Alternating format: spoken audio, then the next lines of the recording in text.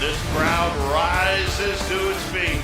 Carl slammed it home. Garland left wing, free ball. Perfect! Garland in front of the lane, locked the Mobley. Pow! And Allen blocked the shot at the rim. Pow! With the left hand and a foul. Welcome to the Chase Down Podcast, part of the Cavs media family. I'm your host, Justin Rowan. The Chase Down is presented by Fubo TV. Watch over 100 channels of live sports and TV for half the cost of cable. There's no contract and no commitment. Try for free at FuboTV.com. It is draft week. We're recording this on Tuesday night. The NBA draft is just 2 nights away. You're probably listening to this on Wednesday. And we promised that we would bring on a draft expert, somebody that knows what they're talking about. And we do not have that. We have Carter Rodriguez instead. Carter, how you doing, buddy? Doing good, buddy. Tell you what. Not easy to book a draft analyst when you have the 49th pick in the draft. It's not sexy. The 49th pick is not these sexy. Guys, they I don't think there's an inherent, two-way street in the guest game. Hey, we're giving you a little exposure to a new audience. 49. There is not enough juice in that squeeze, Justin. So I like to be transparent. You know this. I like to level with the audience. And I got to say, we accept some responsibility here. It's been a bit tough sledding. Some of our draft friends were not available. Some of this is on our availabilities. Not being able to go till 9 o'clock. Yeah, not being able to go till 9 o'clock is tough. We canceled on a good guest because of timing. And then when we were able to pivot to that time, they were no longer free. So we will have a draft expert on next week to break down whoever the Cavs do end up picking. But honestly, I do think this is a little bit fitting. We are going to dive into kind of some of the tiers. Our friend of the podcast, Sam Vicini, does a wonderful draft guide. Right now, the Athletic subscription's on for $1. So if you want to support what he's doing, perfect time to go do that because really thorough breakdowns are on there. But this is probably the weirdest draft in talking about the Cavs that I think we've gone into because, throughout the LeBron run, didn't really pay a whole lot of attention, but even during that time, a lot of times there was a higher pick, Jetty Osman in the second round. Going in with the 49th pick and some of the reporting that's been around the team that, hey, they're looking at options to potentially move into the first round. Brian Windhorst today said that the Cavs are in fact looking to trade into the first round, but that doesn't necessarily mean they're looking to draft a player there. That pick could be used in a separate deal. There's so many options as we go into this draft night that really, really makes it a unique night. It's exciting. It's possible that nothing happens and we just pick at 49. There's just so many possibilities, and I feel like it's almost a little bit fitting that we're going to sit here and try to do our very best to break down what may occur on draft night. Yeah, that makes perfect sense to me. The reality is, like, I remember feeling this way at 14, that we were like, man, there's so many permutations. It kind of feels impossible to lock in on any group of prospects. We were doing big boards of like 10 conceivable Cavs draftees last year, and that list is 70 now. It's not 70. The top 40 probably will not be around, but you get what I'm saying. It's gonna be interesting, and that doesn't even weigh in the fact that they could trade into a pick into the 20s. I think the best we can do is kind of look at all those permutations of where we think the Cavs might go, what might be worth it, what might not be worth it. Yeah, and I want to start this off by asking you a question, because I think in general, you and I are kind of best player available mindset when it comes to drafts, just because talent is the hardest thing to add. And if you hit on your picks, it's going to open up possibilities. Even if the fit can be weird, it can open up possibilities. But given what the Cavs have in terms of infrastructure, given that we do have, a core four, we have in all likelihood, Karis Levert. There's no reason to indicate that he's not part of the Cavs plans. You have Isaac Okoro. You got options. Do you still kind of feel like taking a best player available mentality when we're going into this draft, whether it's in the 20s, whether it's at 49, whether it's in the 30s? What is your mindset going into this draft? Well, I'll start within the 40s because that's the most likely outcome still, by a lot. I am pretty surprised that so many, like, the Cavs have had a few bigs mocked to them, and people are like, how many centers does Kobe Altman want? You know, I'm like, I guess I get it. You know, they have the two bigs in the front court to start, and you know they drafted Jop last year, they drafted Mobley last year, but like after the playoffs, we just saw where the Cavs had maybe 6.5 guys they really trusted to perform for them. I don't think you could possibly turn your nose up at any position. Because if you draft a backup point guard, if you find Andrew Nembhard, who was in the second round last year, you'd be like, oh, wow, awesome. This guy might be able to play for us. So this team is not so deep. It's not like they're one wing away where if they add another big, there's no chance they'll ever play. Or if they add a point guard, there's no chance they'll ever play. I think there's just as good, there's just as good of a chance at any position, any archetype of finding minutes. If they take a guy like Tristan Vukcevic, whose name I'm guessing on how to pronounce, if they take three-point shooting center, a 3-point shooting center, like why can't, if he's a good basketball player, which you're lucky to find at 45, or at least an NBA caliber good basketball player, why can't he play on this team? Like I feel like there's a lot of I feel like there's still a lot of frustration in the fan base based on how the roster building kind of went after the Donovan Mitchell trade, not trading for more shooting, standing pat at the deadline, etc. That there's just a bit of a rush to be grumpy before they really think about what they're grumpy about. Yeah, I think rush to be grumpy makes sense. I think that comes a little bit with the territory when you start to have expectations. Yeah. I'm going to somewhat agree with you, Carter, but I also want to disagree just a little bit because depending where they're picking, if let's say the most likely outcome here is that they're picking at 49, right? When you're at that point, I do think you can go for the highest upside swing that you think is available there, regardless of position. I would say that would be best available player. I think that's the same thing. Because, and I agree with you. You take best player available at that situation because in all likelihood, the context of the team doesn't matter. If we're picking at 49, I don't think there's any way that this player gets rotation minutes for the Cavs next season. You're likely looking at a two-way talent, maybe someone that's going to play overseas that's going to be getting opportunity. So I'm not really thinking about how likely are they to develop within the context of the Cavs' existing roster.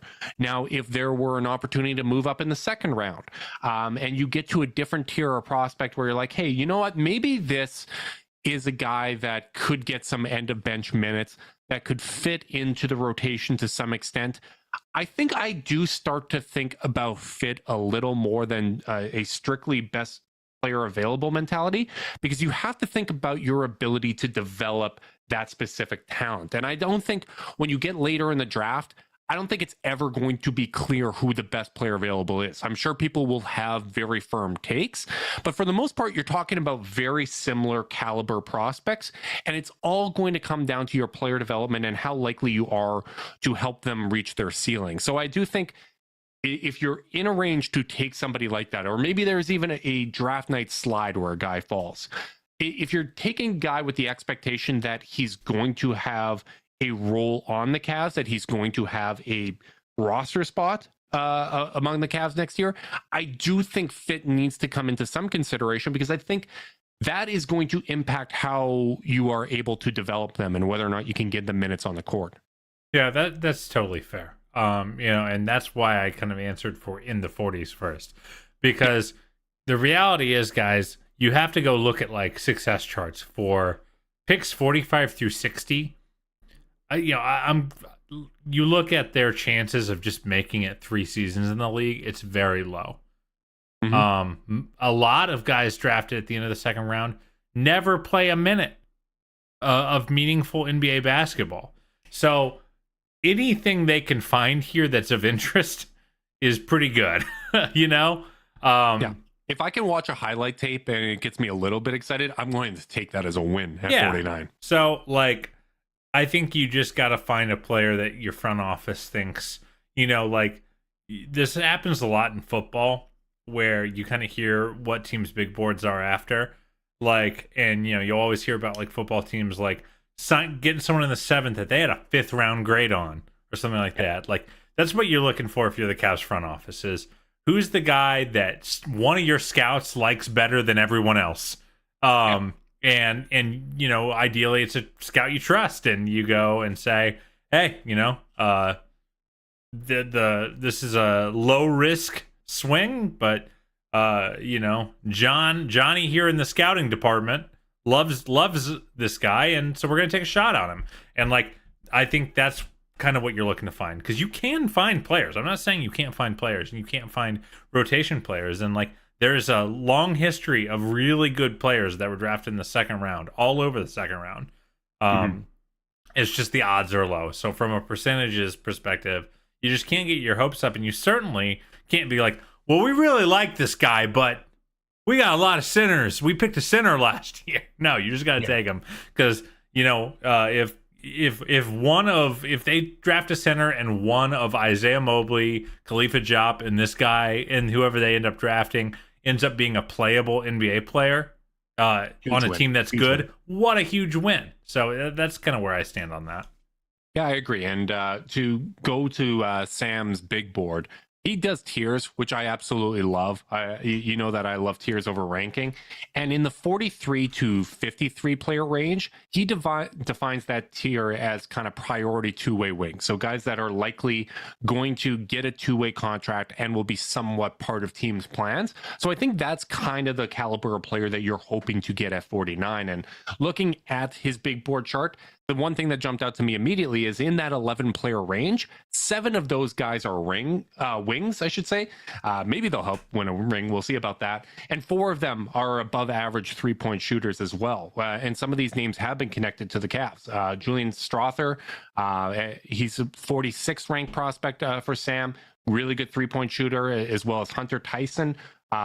Interesting player, Seth Lundy, 47. They're all kind of in that range. And to me, that makes it interesting. Some of the other names that we've heard reported by Chris Fedor and others that may be in consideration at that spot, as you mentioned, Carter, Tristan Vucevic.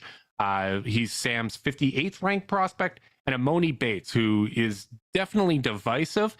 He's ranked as the 69th prospect. I imagine just because of high school pedigree and the perception of upside, I think he's going to go higher than that. It wouldn't even surprise me if he went higher than 49. But I want to know if you have any thoughts on Amoni Bates, Carter, because that seems to be one of the guys that gets brought up most frequently just because he does have that microwave scorer ability.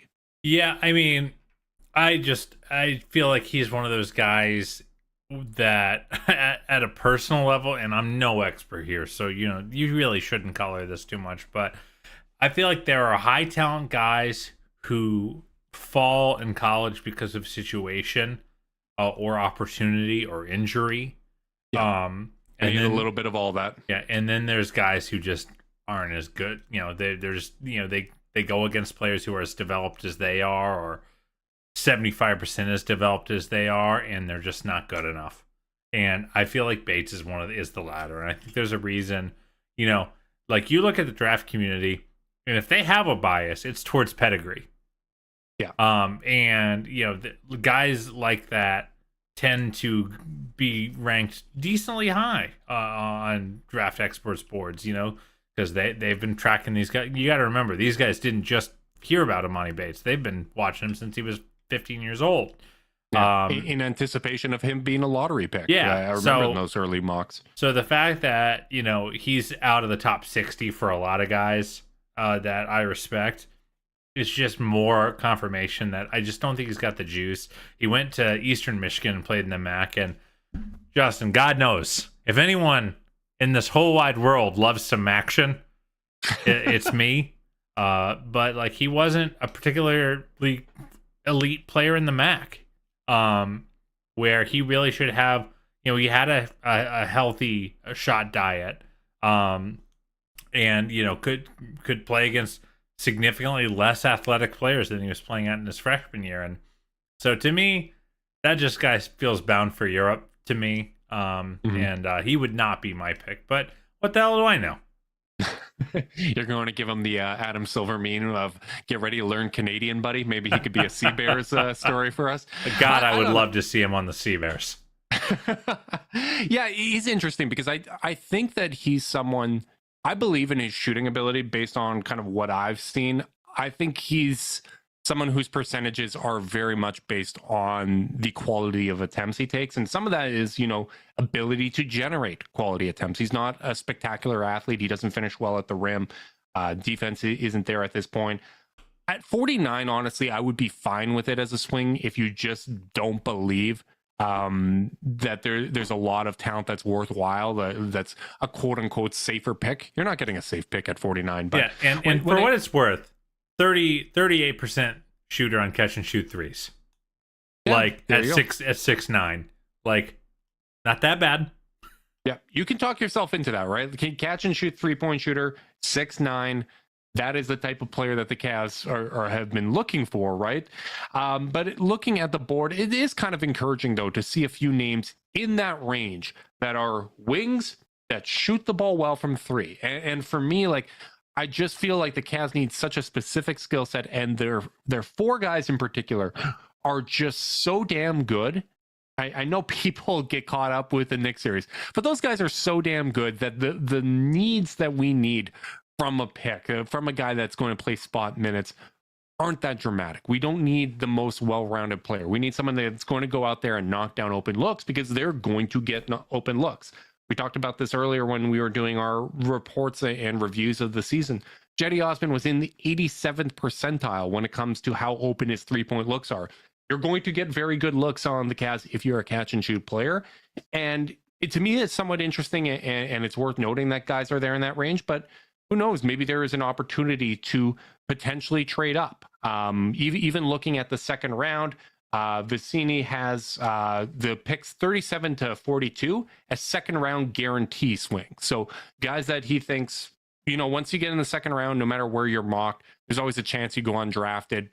These are guys that he feels confident are going to end up in the second round. And only one of them, Brandon Podziemski, is the only one in that range that projects to be or is currently an above average 3-point shooter.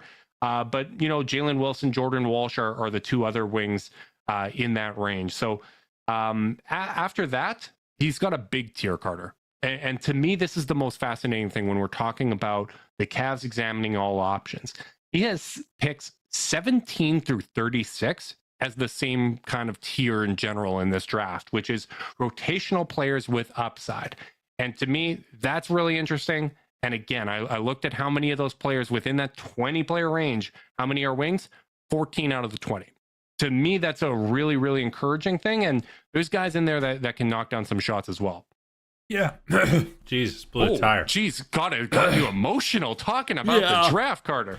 Yeah, when you're talking about and what you really hope is that some of these teams in the late 20s, early 30s start making runs on picks for need that are looking to chase some bigs or chase some guards, and maybe a few of those wings fall. But man, it's just so variable. I still really like the idea of Vucevic, who is a bit of a weird player. And I feel like with the Cavs, you really, at 49, you really are looking at weird players like Bates, who, shot 45% at the rim. I was just reading that while you were talking. 45% in the MAC. Or Vucevic, who can shoot the absolute lights out at 7 foot, but is gonna really struggle to defend at the NBA level. Just does not move super well and is not a great jumper. You hope that the Cavs maybe are a team to help insulate a guy like that with their length and defensive system. So it's just going to be a really variable draft experience where maybe someone falls big time. We just don't know. I think at EJ Liddell last year, where a lot of people were like, could he be like 17th? And he fell into the second round before he got hurt. So you just and the other thing that the Cavs have in their favor is, there's going to be a lot of talk about trading up, and we can jump into that in a minute.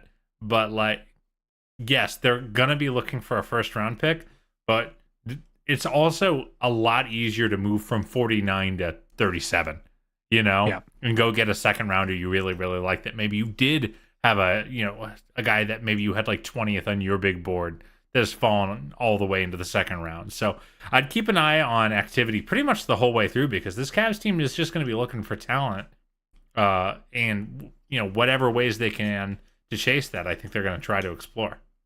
Yeah, and we may see a situation like last year, right, where they add another second round pick, and who knows? Like sometimes teams will add another second round pick in anticipation of maybe a prospect's going to fall, and we're going to be able to consolidate those two picks and trade up into the late first round if a guy is there. And if the guy isn't there, hey, you got an extra second round pick. You can maybe use the later one for a draft and stash, and then use the higher pick to select somebody that you might be a little more keen on, that you were hoping is there at 49, right? Like there's going to be a lot of options.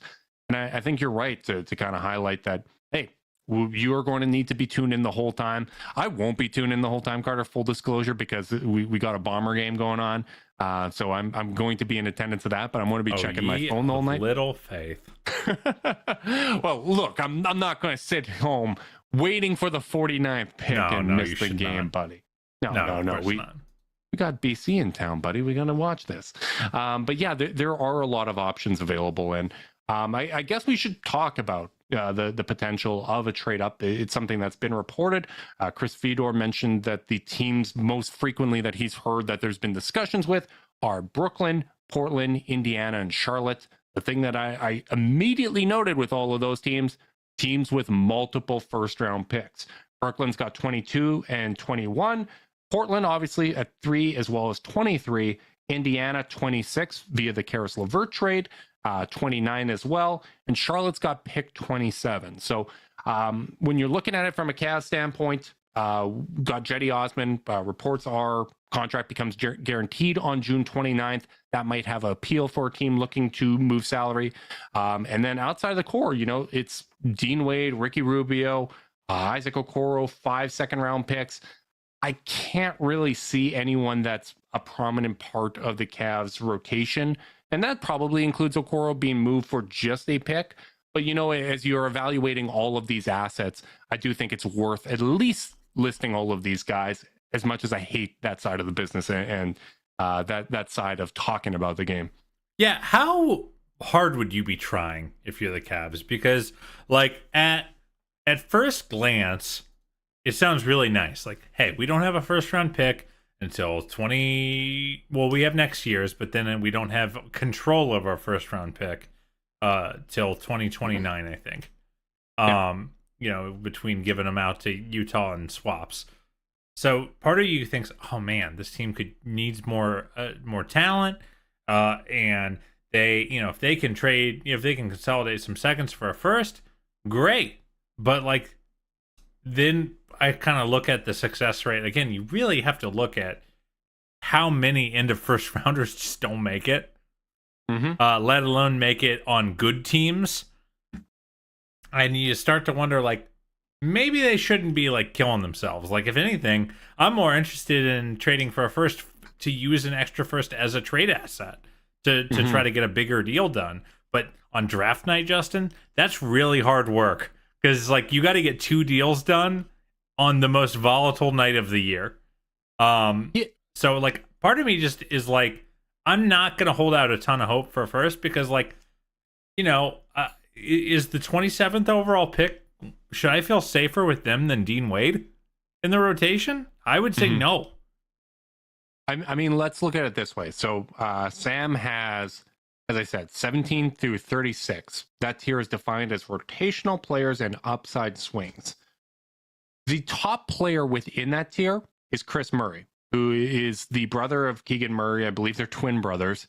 He is 22 years old. He is the same age as Isaac Okoro. So what you are hoping to get within that tier is a rotation player. Isaac Okoro, for all his flaws, is 100% a rotation player. He's a high-level defensive player, shot 49% from the floor, 36% from 3, You'd like to see the volume go up, but he is a much, much, much more proven commodity than a lot of guys in this range. So I'm with you, Carter. Like Dean Wade maybe is like the line just because we've had injury issues the last couple of years. I don't think, as we've said on previous podcasts, I don't think you can pencil him into the rotation. There's likely going to be competition within that. So maybe I draw the line at Okoro, unless you're getting like a proven player along with the pick, which seems a little hard to believe. But for the most part, if you're talking about you're hoping that a hit is a guy that can be in the rotation, not a starter, just a rotation player that fills in a need, I'm not losing my mind trying to get there. And especially if you can get into the 30s at a lower cost and get someone at a similar level as a prospect, that might be more appealing, because the Cavs do have to be very careful about how they use their assets. You only have so many bullets in the chamber here. You can't waste it all on just kind of a hopeful swing. Yeah, you better have a player you really, really like. I think is what I would say. And because I haven't done enough research into the 23 to 30 range in the draft, I just kind of lean towards being a little more focused on tangibles, and I just feel like that scares me a little bit. It would be exciting, sure, and obviously we'll whoever, if they do trade up and select someone, we're going to do all our homework and figure out how we think they'll fit. But it's just they need such specific archetypes. I think if someone like Senspot from Ohio State is still on the board at 23, and you're like, okay, here's a 6'6" guy that shoots the absolute crap out of the ball. Okay, go, maybe go chase a little bit more aggressively. But if I'm Kobe Altman, which thank God I'm not for the Cavs, I mean, I would love to be Kobe Altman. Good. Yeah. Good gig. Someone reminded us right before the podcast of how staunchly we wanted, or I shouldn't say staunchly, but we were in favor open. Of an Andre Drummond extension. We're wrong on this podcast a lot of the time. Yeah. But if I were Kobe Altman, I don't think I would be making, unless I had another deal lined up in one of those, pick up a first and use it as ammo to trade for someone else. I'm not making a trade into the first round before draft night, because I need to know who's going to be available to me and if that juice is worth a squeeze. Yeah. You just don't know when you're talking about players in that range if the juice is going to be worth the squeeze. Unlike the video and conferencing support we get from Zoom, it's always worth the squeeze. Support for this podcast and the following message comes from Zoom. 500,000 businesses connect using Zoom, a single platform for phone, chat, workspaces, events, apps, and video. Zoom enables real-time collaboration for teams around the globe. Zoom, how the world connects. Carter, I thought it would be a helpful exercise. Looking at the rumors, I'm always trying to figure out what the motivations are, because despite what people think, teams don't make trades thinking, oh, there's a clear winner and a clear loser here. Everyone's got different motivations. Sometimes those timelines work out to find win-win trades. To me, the only thing that makes sense is if a team's trading a pick to the Cavs here in this scenario is usually to move off of salary, right? The Cavs have guys that have partially guaranteed deals or team-friendly contracts that could help facilitate one of these deals.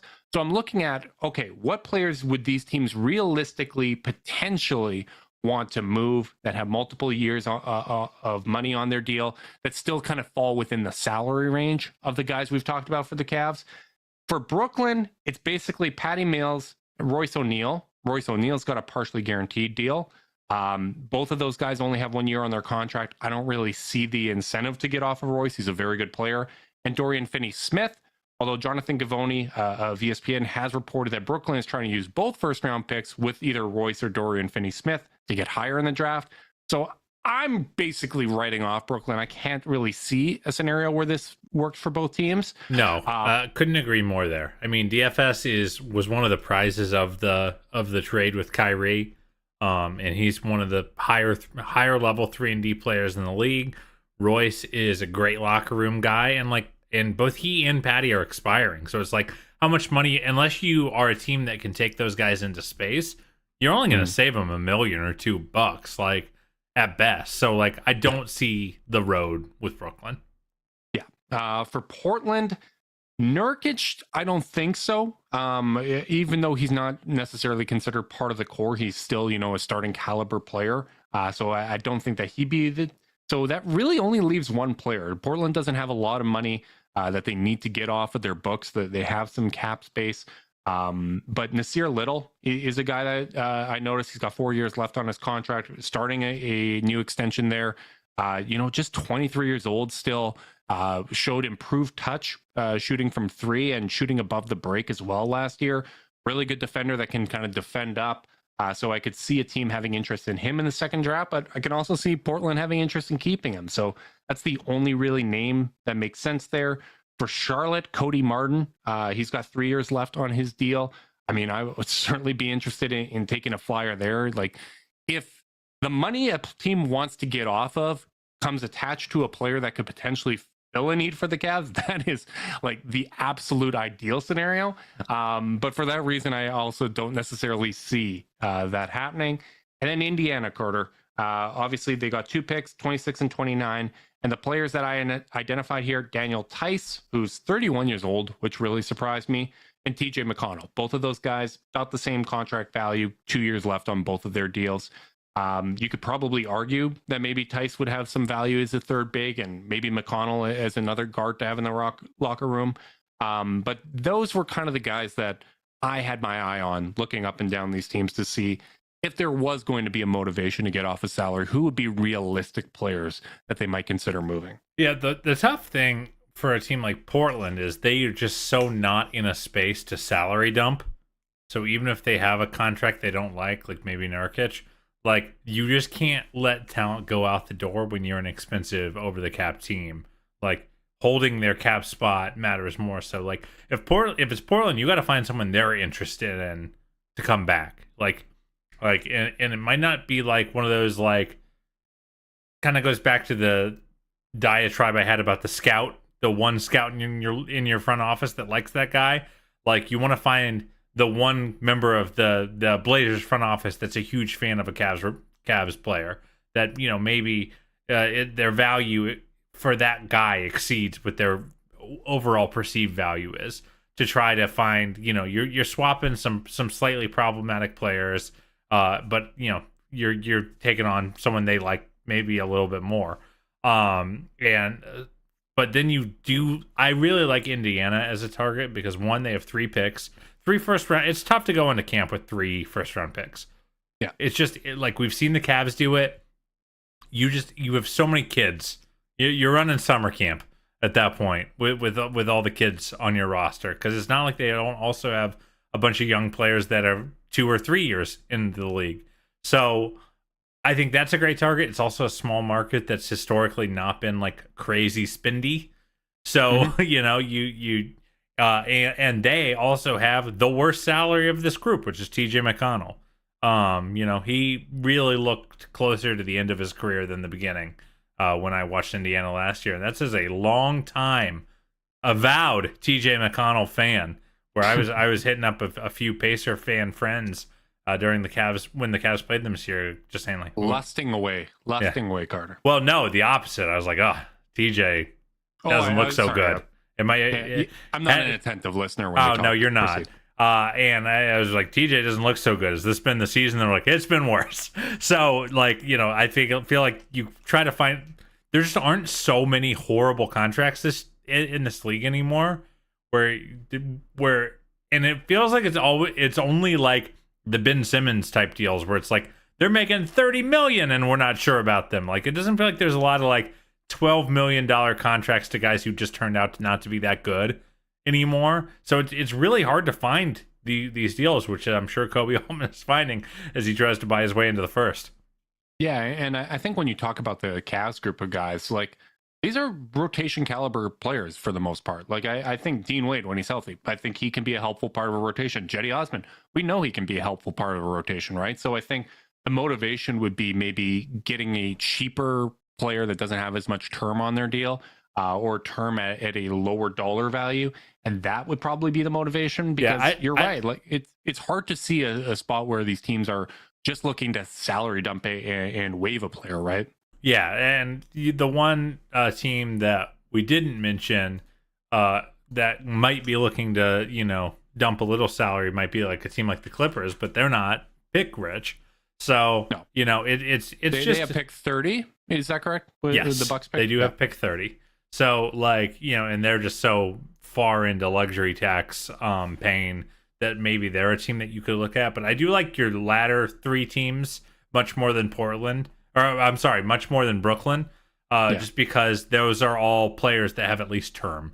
Where the Cavs, if the Cavs do have some nice assets in the trade game, it's that they have a bunch of players on, 1-year contracts or very cheap 2 to 3 year contracts. Yeah, I agree. And I just stuck with who people have reported around the team, but you're right. Clippers make a lot could of be sense. interesting. But again, I would 30th love overall Robert pick. Covington as essentially a third big within the rotation, because that's basically what he is at this point. If it came along with pick 30, get the connection with DG going, that would be a lot of fun. And even they got so many wings. They're a wing hoarder, and they offend me for that reason, because they're just one of those teams that seems to collect every single forward and wing in the league, and I'm not here for it, Carter. Share the wealth. Yeah, especially since you're not even that good. That's mean. Actually, hang on. That might be a good transition to maybe not that good. Bradley Beal going to Phoenix. I mean, they got a big three now. They certainly have that. I saw some reports that they may think about keeping DeAndre in because they've been underwhelmed with the trade market. But I want to get your thoughts about Bradley Beal going to Phoenix, because my first thought was, thank God he didn't go to Miami, because it was very clear with the no trade clause that Washington wasn't getting a big return. And if the Miami Heat added Bradley Beal without giving up a whole lot, I would really like that fit for them. And that would be another team that the Cavs would have to contend with in the Eastern Conference. Listen, I'm never going to complain about more talent flowing west, Justin. I think the fit is really interesting from a basketball perspective, because I feel like the Suns are going to have a bit of an interesting challenge with how the roster is constructed, because they need to find that fifth starter. So do you go find a point guard or play campaign to kind of organize the offense, just, do grown-up basketball things, get them into their sets? But if you do that, guess who's guarding the team's best offensive player? It's probably Devin Booker on the perimeter. And KD has to play full-time 4, which means he's banging a lot with teams opposing bigs. And having to do a lot of defensive coverage. If you go play a big wing like Josh Okogie and say, Josh, guess what? You get to do all the work on defense. We're going to hang out and shoot pull-ups.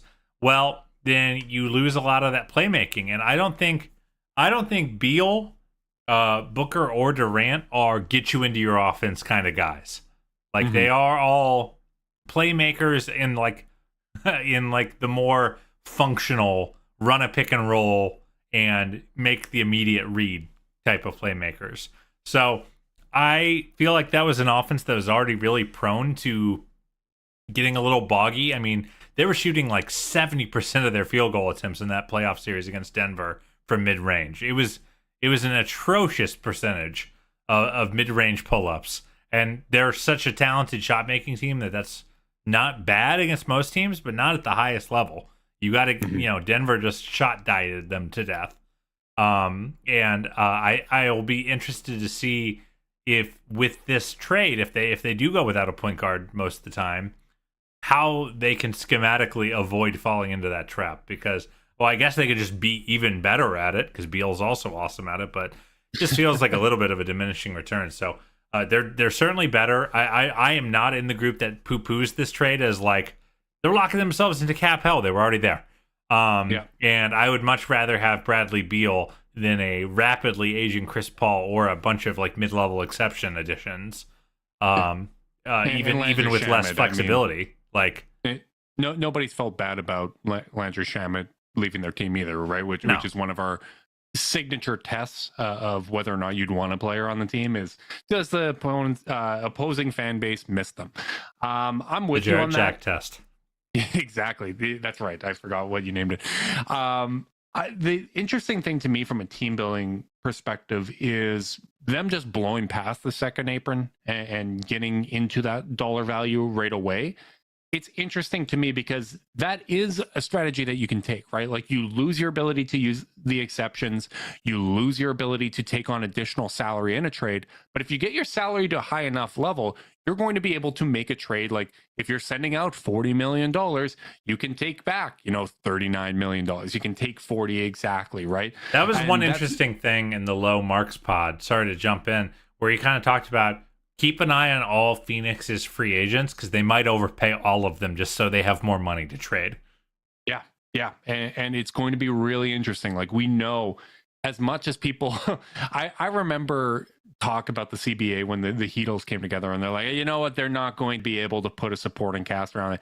Teams always find a way to keep their talent, to find other ways to avenues to loopholes, all that kind of stuff. So that's going to be one of the really fascinating things about this new CBA. And I mean, from a cast perspective, I think we're in a similar spot, right? Like this is going to be one of the last off seasons with a lot of flexibility, and I expect them to explore all avenues, right? Like Kobe does get very aggressive whenever there's a transaction window, and I'm not surprised to see their name pop up in a lot of these trade talks. I'm not surprised to see them exploring opportunities to trade into the first round and the second round, right?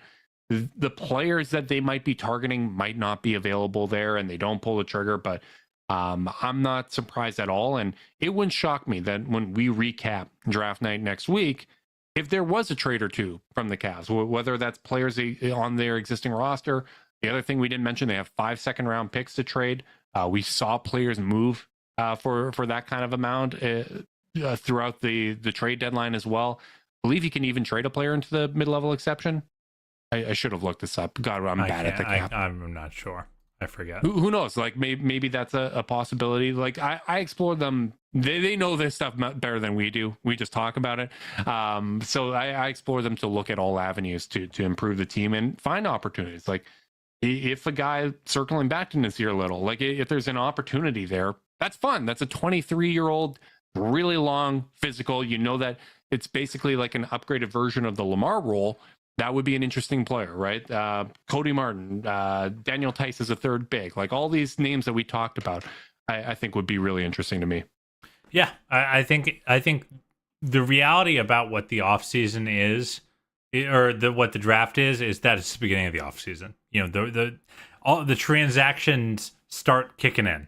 Yep. So you kind of it's a little bit of the pre-agency window where you start getting ahead of some of these of that official period where you can start negotiating with free agents. So I think that there might even be kind of functional non-draft related or only tangentially draft related activity around the league on Thursday. So I'm really excited to see kind of the 2024 league year start to take shape, because we just don't know how different the East may look. Because what the top of the East does is, like just as an example, like what if Miami trades for Damian Lillard? Like that changes the landscape. And so I'm very excited to see kind of the rest of the league start to make their moves, even if the Cavs are quiet on Thursday, because it'll give Kobe Altman and co, Mike Gansey and co, a lot of clarity on where they need to move, even outside of the obvious improvements in their own roster that they need to make. Yeah, and if teams aren't looking to necessarily shed salary on draft night, there may still be opportunities to be a third team in one of these deals, and those are the margins that they're going to have to play within, right? Because you've used your major trade chips already when it comes to first round picks. You feel great about the core that you have in place, and it's all about supplementing that core. While we're on the subject of potentially trading into that range and hoping for a rotation player, I do think it's interesting to look back on the Caris LeVert trade, right? Because we now know that pick 26 was the pick that we gave up for Caris LeVert.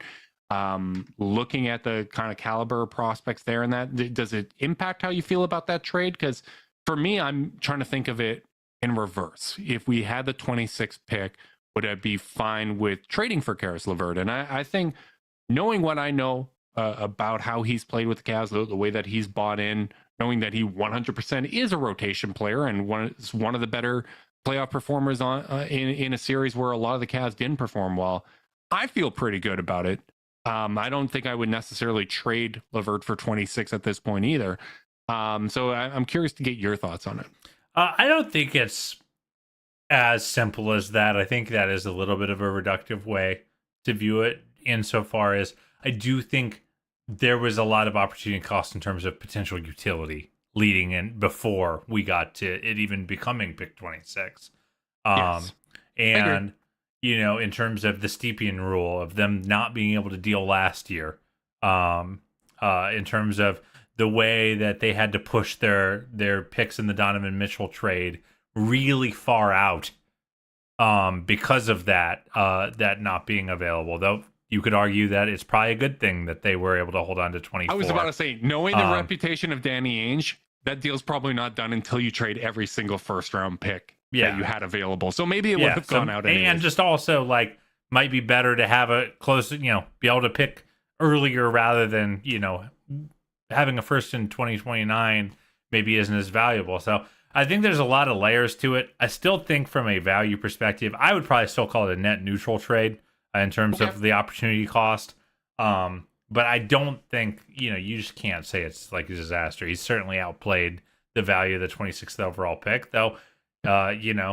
Maybe they just are able to shape the roster in a way that fits them a little bit better if they don't make that deal. If they do have that first round pick going into the year.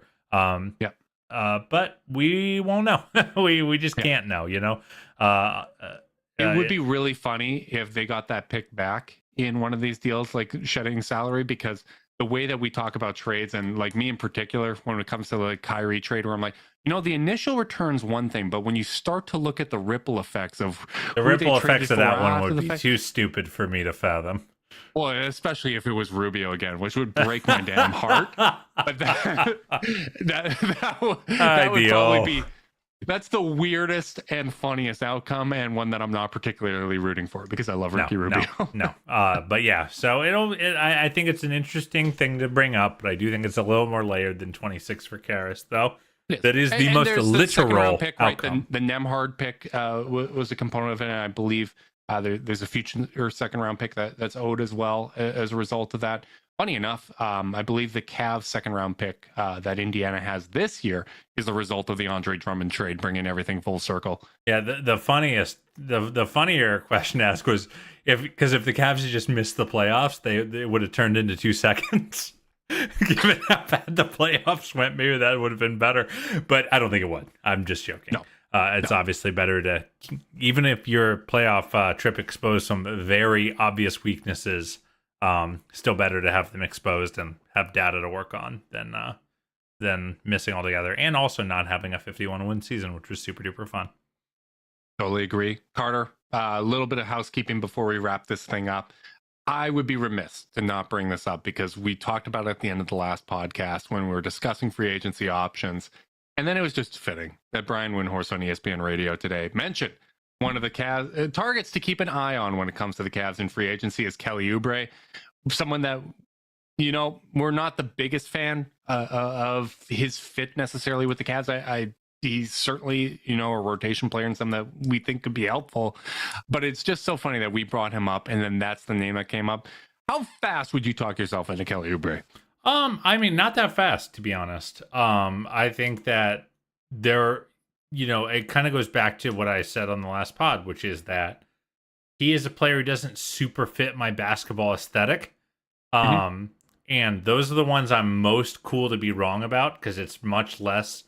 My opposition is much less about what I see on a spreadsheet in terms of his stats and much more about like the vibe and the kind of basketball I like the best. I think that's where I can be the most wrong. So I do think the chances of me being wrong are very, very high. I mean, he's a useful player and has been very helpful to some bad teams and some good teams. I forgot about his very nice Suns run until someone in the Discord brought it up.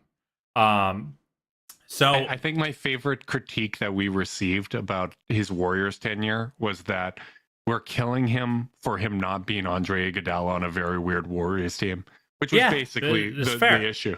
It's fair, but I think my biggest anxiety about it would be, Kobe Altman goes into the offseason and says, we need to add shooting. Oubre is just not that good of a shooter. I mean, he's not a horrible shooter, but he's not that good. He's a microwave shooter for sure. Yeah, and I think his gravity is certainly better than a lot of the Cavs players on the wing.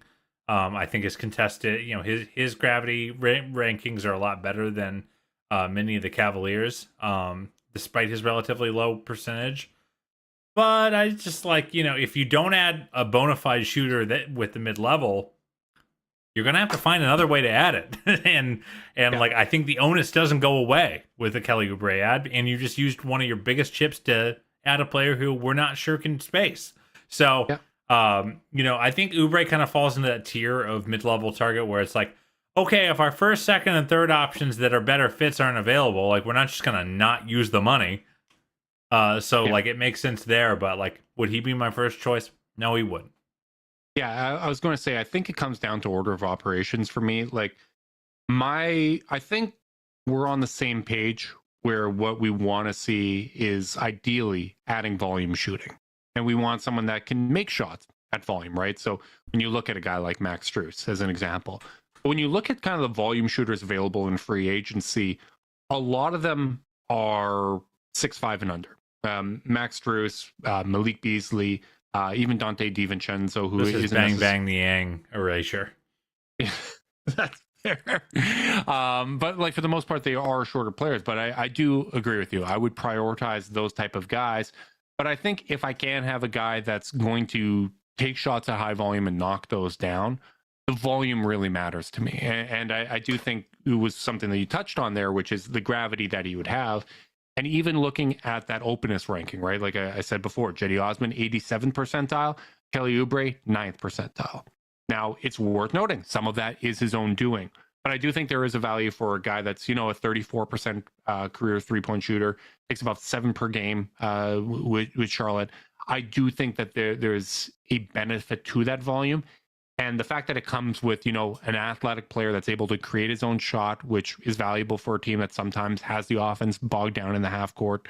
And the fact that he's a defensive player, he almost kind of slots into that Cedi role of a guy that isn't going to play at his percentages, is going to get really hot and really cold. You're going to have nights where it's frustrating.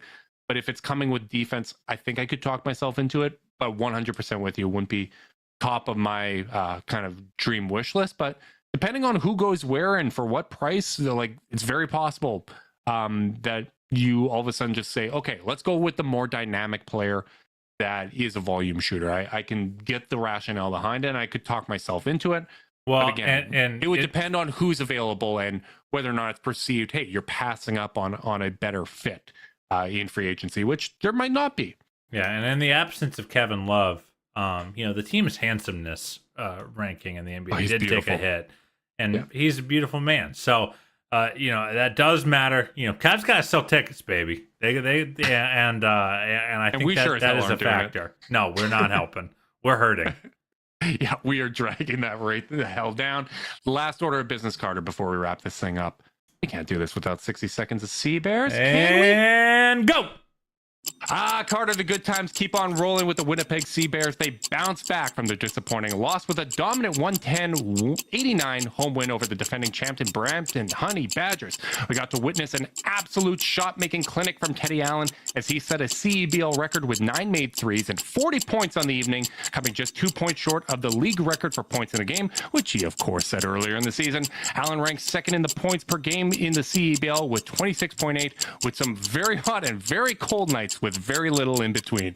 Speaking of very cold, Winnipeg was not so lucky in their next matchup, losing 97-81 to the Calgary Surge. The Surge, like Winnipeg, are in their first year in the CEBL, and both teams are currently at the top of the standings. Like all basketball these days, it's a make or miss league, and Winnipeg went 6 of 21 from deep in their Father's Day matinee, which just didn't cut it. Despite the loss, Winnipeg still has the second best record in the league and take on Vancouver once again at home tomorrow. Go Sea Bears.